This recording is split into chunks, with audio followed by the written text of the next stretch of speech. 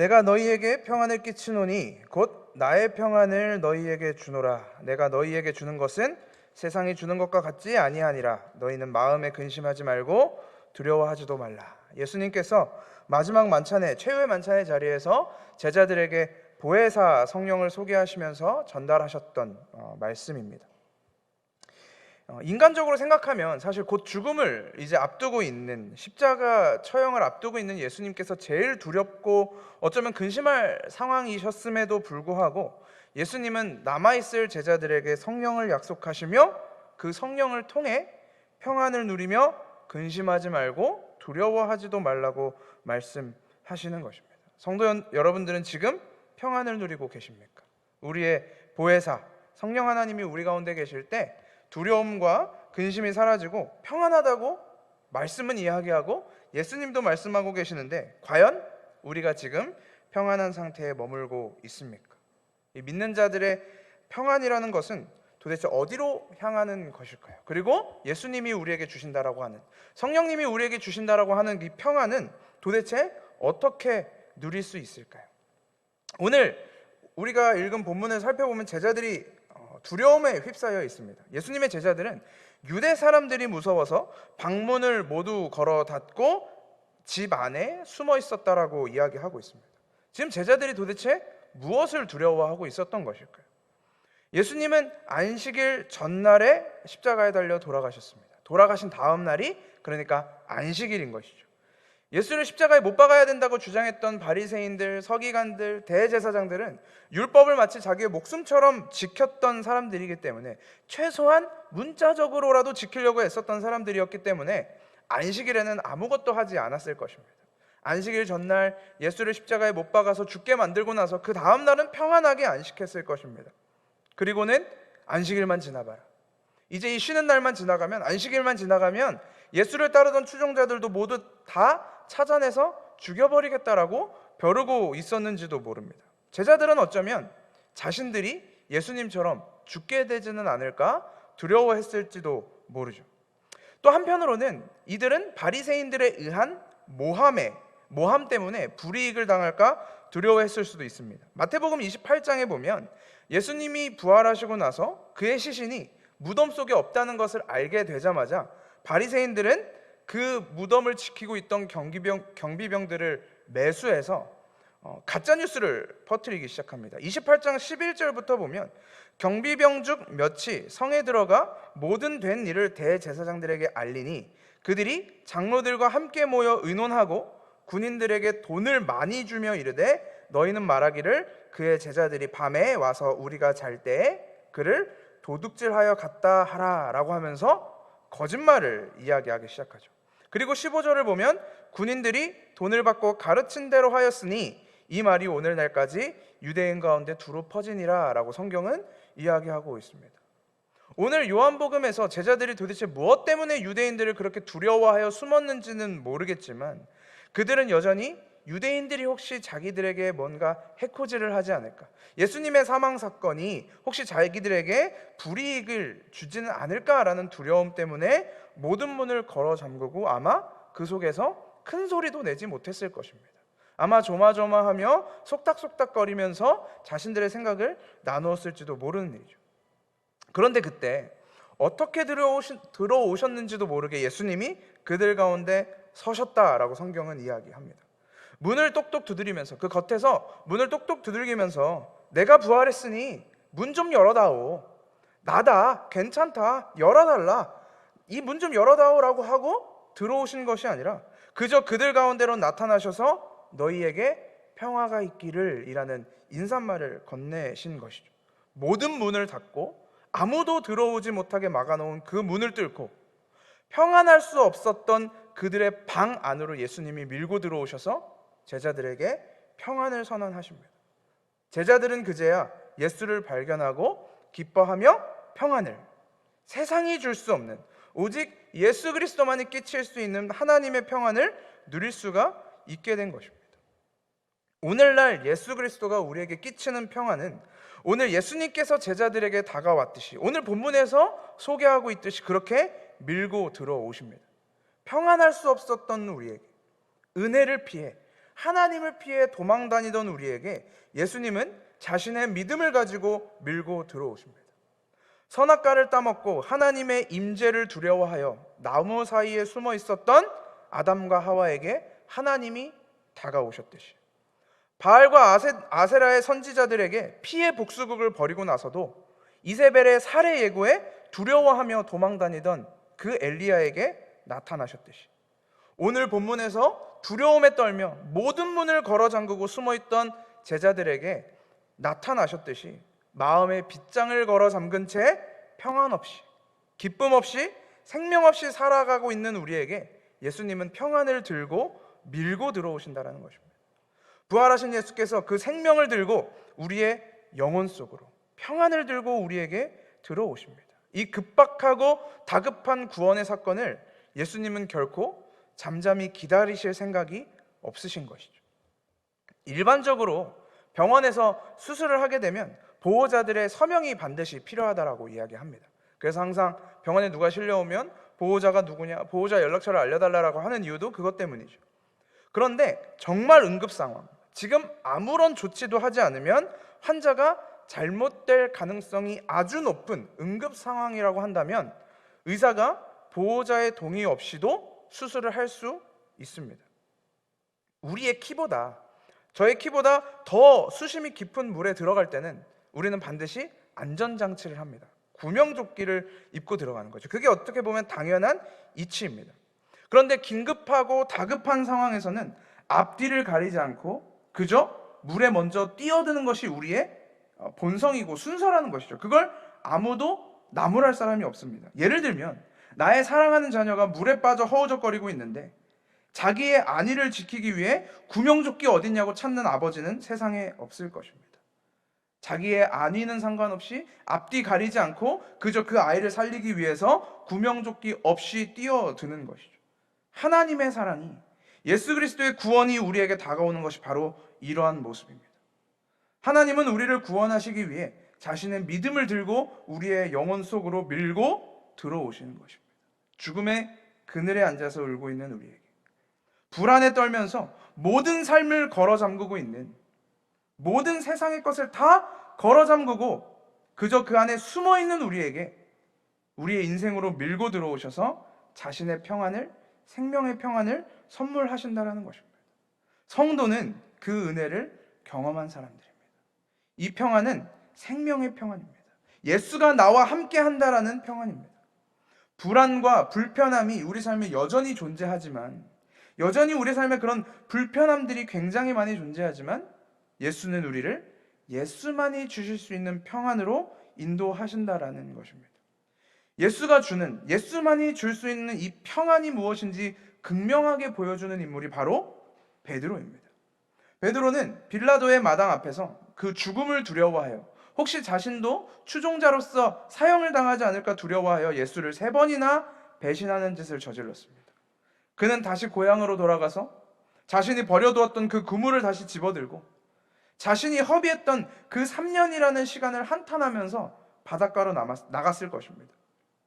그러나 그 후에 베드로가 부활하신 예수를 만나고 예수님만이 자신에게 주실 수 있는 평안을 경험하고 난 뒤에, 예수님이 약속하신 성령이 오신 뒤에 그의 삶은 완전히 변화됩니다. 자신의 생명을 지키기 위해 예수를 부인했던 베드로는 사도행전 12장에서 예수의 복음을 전하다가 감옥에 갇혀서 곧 죽게 될 운명에 처하게 됩니다. 시간이 지나면 그는 이제 사람들 가운데로 가서 죽을 것입니다. 사형 선고를 받은 사람이었습니다. 그런데 이때 베드로의 태도가 예전과는 다릅니다. 그는 사형당하기로 결정이 된 이후에도 그 감옥에서 깊이 잠에 들어버리기까지 하죠. 자신의 안위와 생명이 무엇보다 중요했던 이 베드로가 이제는 실제 죽음을 앞둔 상황 속에서도 두려워하지 않고 평안을 누릴 수 있게 되었다는 것입니다. 베드로가 누워있는 그 감옥의 자리가 과연 편안했을까요? 정말 거기가 천국보다 편안하고 흔들리지 않는 편안함이 있어서 정말 머리만 대면 잠이 쿨쿨 쏟아질 만큼 좋은 곳이었기 때문에 그가 그렇게 평안한 잠을 잘 수 있었을까요? 그에 놓인 현실, 그가 처한 상황은 결코 편안하거나 평화롭지 않았습니다. 그러나 그럼에도 불구하고 베드로가 평안하게 잠에 들 수 있었던 이유는 예수님이 주신, 그리고 예수 그리스도만이 줄 수 있는 평안이 무엇인지를 경험했기 때문일 것입니다. 예수께서 우리에게 주시는 평안은 결코 일반적이지 않습니다. 우리가 세상 속에서 사용하는 평화, 평안과는 다르다는 이야기죠. 우리가 복음을 갈망하는 목적, 내가 예수를 갈망하는 목적은 나의 삶이 편안하기 위함도 아니고 모든 사람과 더불어서 평화롭기 위한 것도 아닙니다. 도리어 우리가 잘 생각해 보면 복음은 세상을 갈라놓습니다. 복음은 세상 속에 불을 던지고 칼을 던집니다.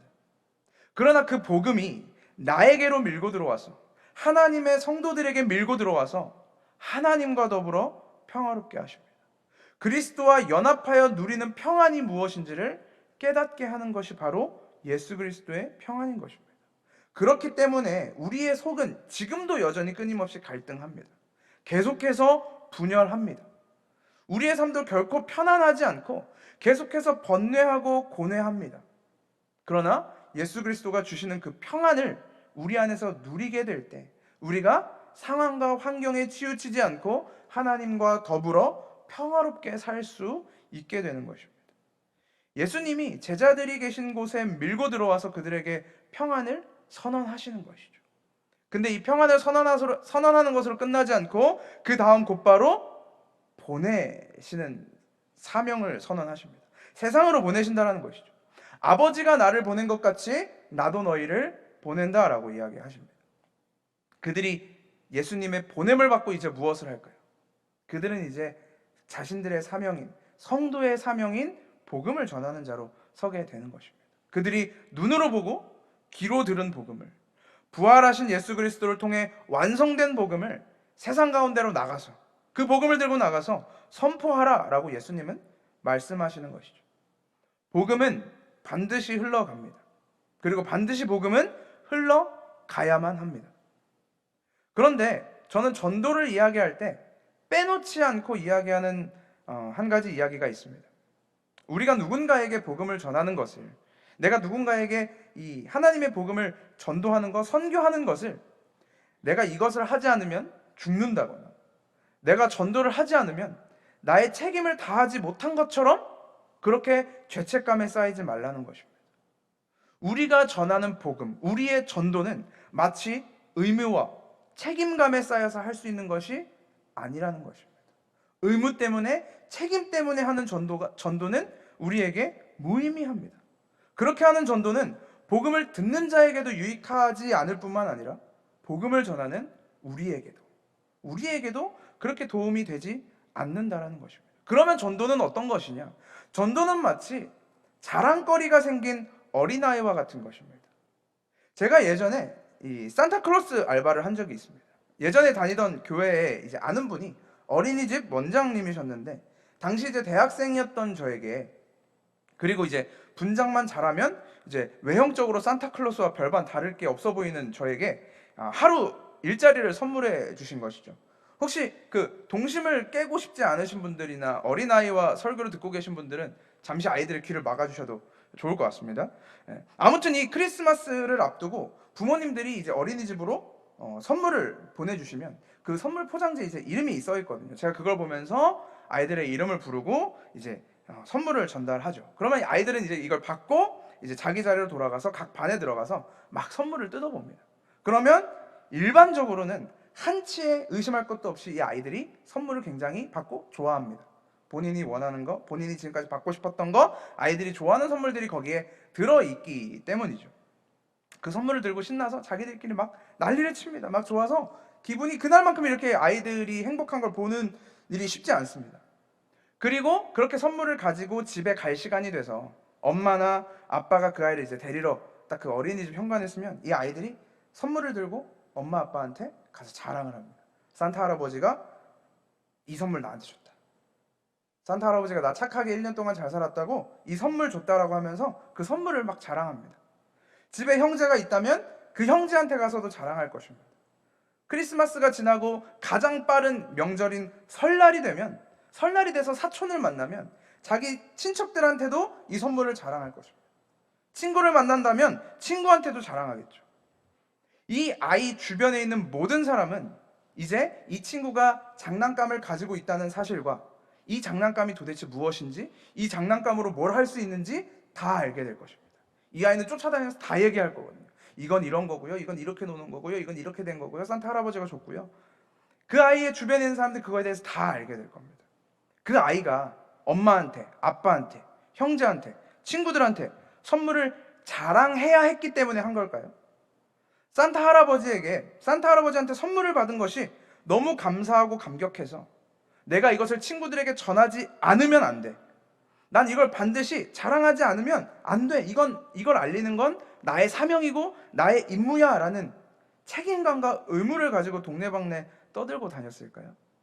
그렇지 않다라는 것이죠. 그는 그저 자신이 산타 할아버지에게 받은 그 선물이 너무나 좋았을 뿐입니다. 내가 1년 동안 착한 아이로 살아서 이걸 받았다는 사실이 자랑스러웠을 뿐입니다.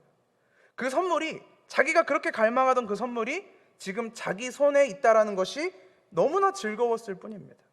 그래서 자신의 행복을, 자신의 즐거움을 모든 사람들이 알아주기를, 모든 사람들도 알기를 원해서 여기저기 떠벌리고 다녔던 것이죠. 이것이 바로 전도의 원리입니다. 맛있는 것을 먹으면 집에 있는 아내가 생각나고, 아주 근사한 식당을 찾으면 남편이 생각나서 그것을 함께 하고 싶은 것, 함께 나누고 싶은 것, 내가 누리는 그 즐거움과 기쁨을 함께 하고 싶은 것, 그것이 바로 전도라는 사실입니다. 20절에서 제자들은 주님을 보고 기뻐하였다라고 말합니다. 기뻐하였다. 엠마오로 향하던 두 제자들은 자신들과 그 길에서 대화를 나누던 분이 예수 그리스도라는 사실을 알자마자 자신이 가던 길에서 돌이킵니다. 예루살렘으로 돌아옵니다. 여인들은 예수님의 빈 무덤을 발견하고 예수님이 살아나셨다는 소식을 듣자마자 그 소식을 전하러 베드로와 요한에게, 그리고 예수님의 제자들에게로 향합니다. 그들은 이것을 전하지 않을 수가 없어서 기쁨으로 전하였던 것뿐입니다. 내가 이것을 쟤보다 빨리 전해야 돼. 내가 이것을 누구보다 1등으로 전해야 돼. 내가 이걸 빨리 전해서 상을 받아야지, 칭찬을 받아야지.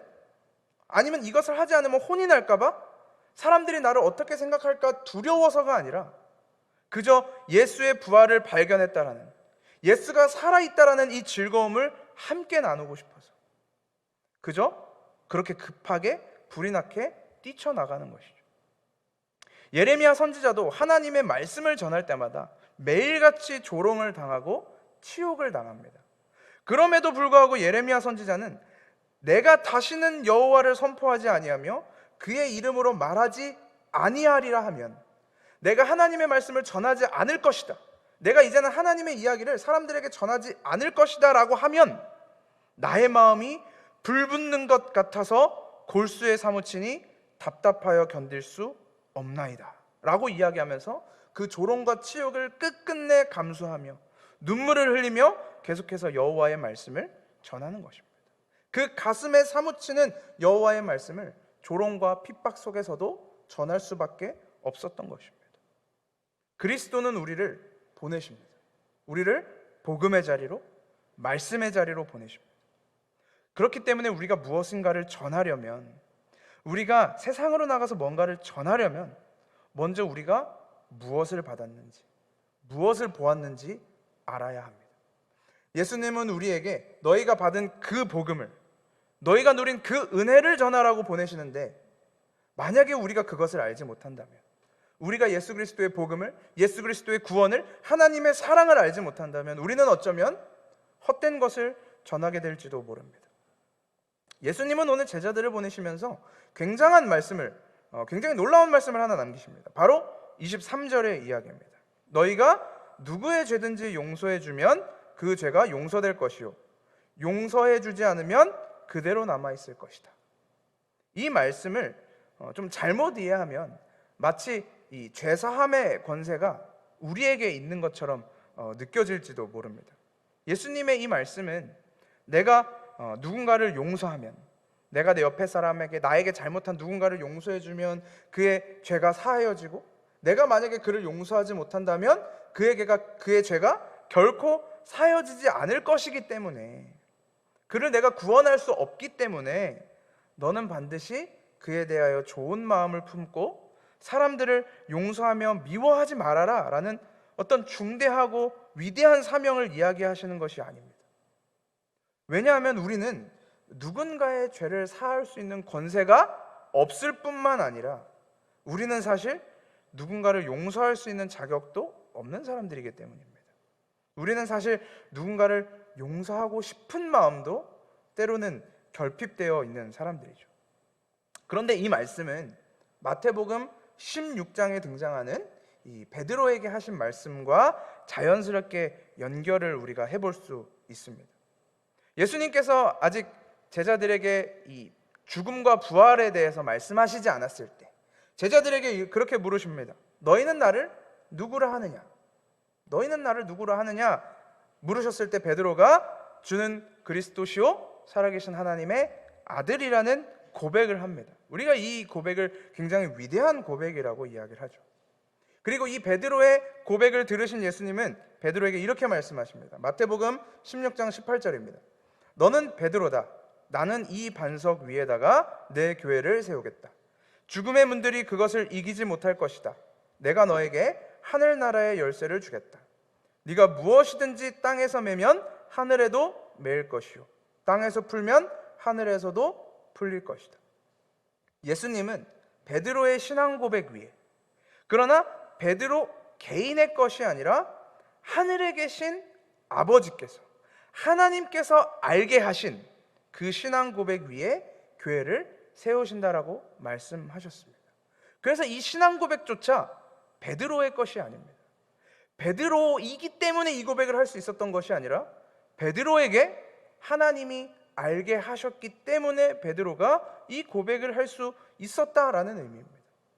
그렇기 때문에 교회는 어떤 곳인가 하면 교회는 예수를 그리스도요 하나님의 아들이라고 고백하는 동일한 믿음의 고백을 하는 공동체여야 하는 것입니다. 교회는 건물도 아니고 어떤 특정한 장소도 아닙니다. 하늘에 계신 하나님께서 우리의 입술을 통해 예수 그리스도를 고백하게 하신 저와 여러분 각자가 모두 교회라는 사실입니다. 이 교회에게 주시는 권세, 이 교회된 자들에게 주시는 권세는 하늘나라의 열쇠입니다. 그런데 이 고백을 한 자들에게 하늘나라의 열쇠를 주었다고 해서 이 열쇠가 제 것일까요? 이 고백은 누가 하게 하신 거라고요? 하나님이 하게 하신, 교회들에게 하나님이 하게 하신 고백이라면 이 열쇠는 반드시 믿음의 고백 속에 담겨 있다는 것입니다. 교회가 올바른 신앙 고백 위에서 세워졌듯이 우리의 권세, 하늘 열쇠를 쥐고 있는 이 권세도 당연히 올바른 신앙 고백에 의해 작동되는 것입니다. 예수라는 신앙 고백, 예수 그리스도가 나를 구원하셨다라는 신앙 고백, 하나님을 사랑할 수도 찬양할 수도 기뻐할 수도 없었던 우리가, 죄 때문에 하나님께 다가갈 수 없었던 우리가 예수 그리스도께서 죄를 용서하심으로, 우리의 죄를 용서하심으로 인해 생명을 얻었다라는 그 고백 위에 교회는 세워지는 것이고 교회의 권세가 주어지는 것입니다. 우리의 죄가 어떻게 용서받았습니까? 우리가 어떻게 구원을 얻었습니까? 주는 그리스도요 살아계신 하나님의 아들이라고 고백하는 그 예수 그리스도를 통해 우리의 죄사함을 얻었고 또한 구원을 받았습니다. 만약에 교회된 우리가, 저와 여러분이 예수 그리스도를 통해 용서를 받았다면, 그래서 구원을 얻었다면, 그리고 그 구원을 얻음으로 하나님과 화목하여 참된 평안을 얻었다면, 그리고 그 참된 평안을 얻음으로 하나님을 기뻐하고 즐거워하게 되는 자가 되었다면, 이제는 너희가 얻은 그 죄사함의 복음을, 그 구원의 예수를 전하게 된다는 것입니다. 그 예수를 전하라는 것입니다. 내가 누군가를 용서하면, 어떤 그냥 옆에 있는 사람을 용서하면 그 용서는 그냥 이 세상이 끝나면 사라질 것들입니다. 최소한 제가 사라지거나 내 옆에 있는 사람이 사라지면 끝나는 것입니다. 아무런 의미가 없는 용서입니다. 그러나 우리를 영원한 죽음에서 구원하시는 용서, 우리를 영원한 죽음에서 구원하시는 죄사함은 오직 예수 그리스도가 주시는 용서밖에 없다라는 것입니다. 예수 그리스도가 우리에게 주시는 죄사함 외에는 어떤 문제들도 해결할 수 없다라는 것입니다. 그렇기 때문에 교회가 전해야 하는 복음은 오직 이 죄사함의 복음, 예수 그리스도가 나에게 찾아와 용서해 주셨던 그 용서의 복음, 죄사함의 복음, 구원의 복음 밖에는 없습니다. 그리고 놀랍게도 이 일은 교회밖에 하지 못합니다. 다른 용서의 이야기, 그냥 내 옆에 나를 괴롭히던 사람, 나를 욕하던 사람, 나를 미워하는 사람을 용서하고 그에게 착하게 대해라 하는 이야기는 누구나 할 수 있습니다.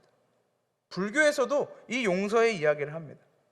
간디도 이런 용서의 이야기를 하고, 그저 우리가 어려서부터 봤던 도덕책에서도 이런 용서의 이야기를 하고 있습니다. 교회가 전해야 하는 용서는 최소한 불교에서 하는 이야기, 간디도 하는 이야기, 도덕책에서도 하는 이야기를 넘어서는 것입니다. 그것과 상관없는 다른 용서를 전해야 하는 것입니다. 예수님의 보내심을 받은 각 교회인 우리가, 저를 포함한 여러분 한 분 한 분이 전해야 할 복음, 죄사함의 은혜는 오직 예수 그리스도 한 분에게만 있음을, 놀라운 용서의 은혜는 오직 예수에게만 있음을 전하는 것입니다. 예수 그리스도의 복음을 전하는 것, 예수 그리스도가 그의 삶 가운데 찾아가셨을 때, 그를 붙잡아 내셨을 때 죄 사함을 얻을 수 있기에 그 예수를 전하는 것이, 그 복음을 전해주는 것이 우리가 그의 죄를 사하는 일인 것입니다. 내가 사할 수 있는 게 아니라 죄를 사할 수 있는 유일한 예수 그리스도를 전하는 것, 그것이 23절에서 말하는 진짜 용서라는 사실입니다. 용서를 받은 자만이 용서할 수 있습니다. 구원을 얻은 자만이 구원의 소식을 전할 수 있습니다. 하나님의 사랑을 받은 자만이 하나님의 사랑을 전할 수 있습니다. 그리고 이 평안을 누리는 자만이 평안 속에서 평안을 전할 수 있는 것입니다. 용서 받으셨습니까? 예수 그리스도의 용서 받으셨습니까? 하나님의 사랑을 받으셨습니까? 구원 받으셨습니까? 우리 안에 담긴 이 신앙 고백을 다시 한번 점검하면서 오늘도 말씀을 통해 살리시고 우리의 죄를 용서하시는 그 은혜 가운데 살아내시며, 또한 여러분들이 경험한 그 은혜를, 그 사랑을, 그 용서를 매일의 삶 속에 전도하며 매일의 삶 속에 선교하며 그렇게 살아내는 저와 여러분이 될 수 있기를 주님의 이름으로 소망합니다.